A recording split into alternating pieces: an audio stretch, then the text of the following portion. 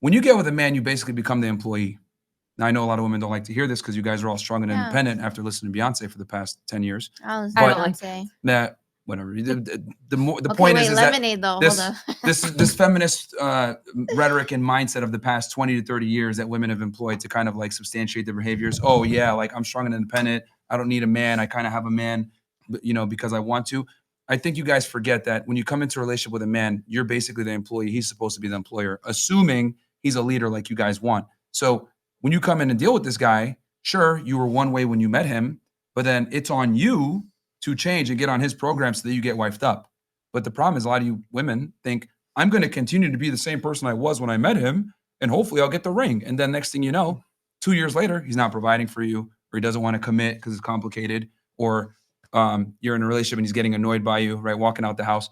And I don't think women understand that you have to change when you get with a guy, right? If you want to move up the totem pole, say I hire you at a be prestigious law submissive. Firm. Make sure I was doing well, here's all the that thing. stuff too. I hire. Let's say I run a. Let's say I run a law like firm. You want the woman to. You want her to like. Can I finish my point? Finish my point here. Let me finish my point. Okay. If you want to work at a prestigious law firm, you need to move up the ladder through your merit, right? Same thing with women. If a guy's very attractive and high status, a lot of people are applying for his law firm.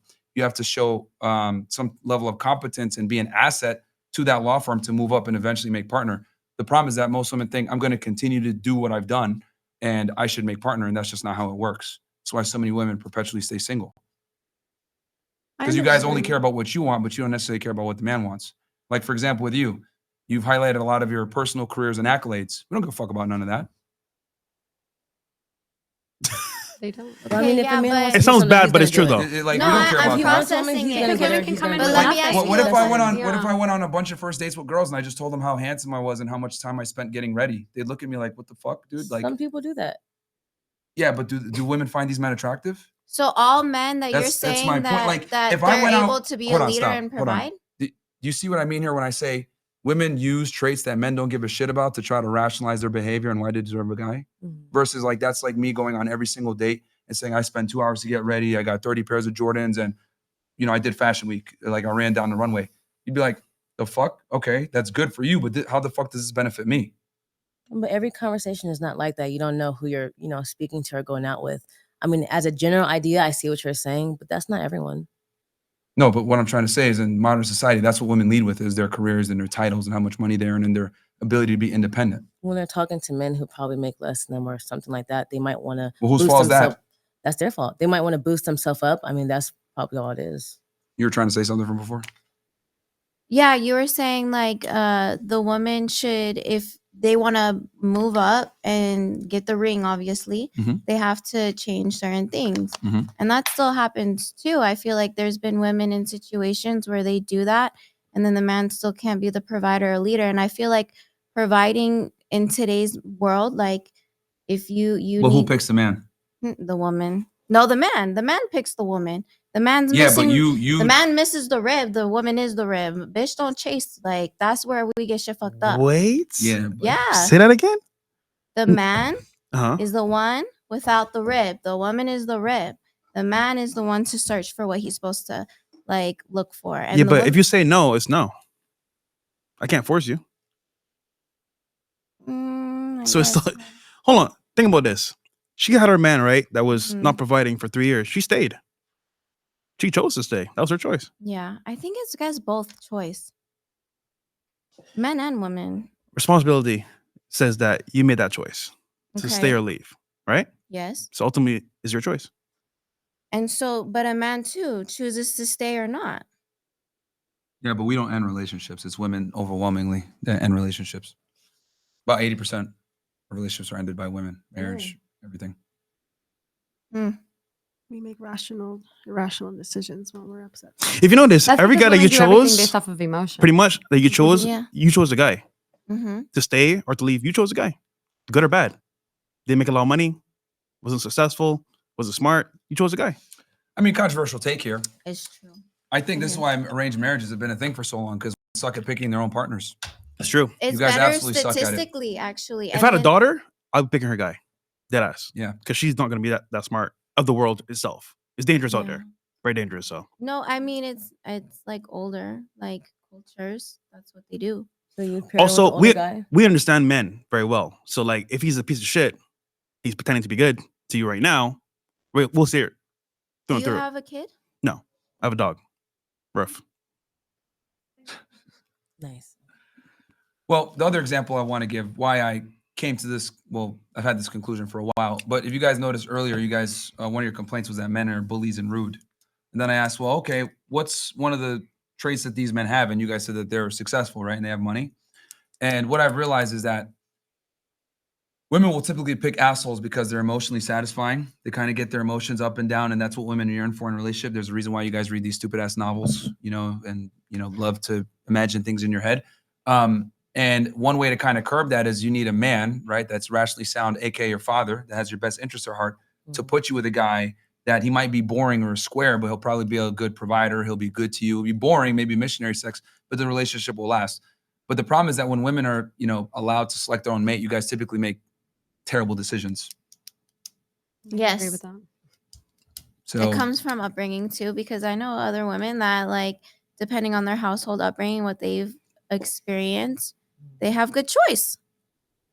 well, this is the importance of a father too. I think a lot of women grow Yes. up in fatherless households, Mm-hmm. but I think dads need to take a more active role in like helping their daughters find men. 100%. They do. And we're not saying that it's only your fault, because a lot of guys are here not worth anything in any way. They're like not doing their jobs, not trying to progress any further. So it's tough to find a good mate nowadays. However, Yes. if you choose those bad people, you're gonna get bad results. It's what it is. Yeah. True.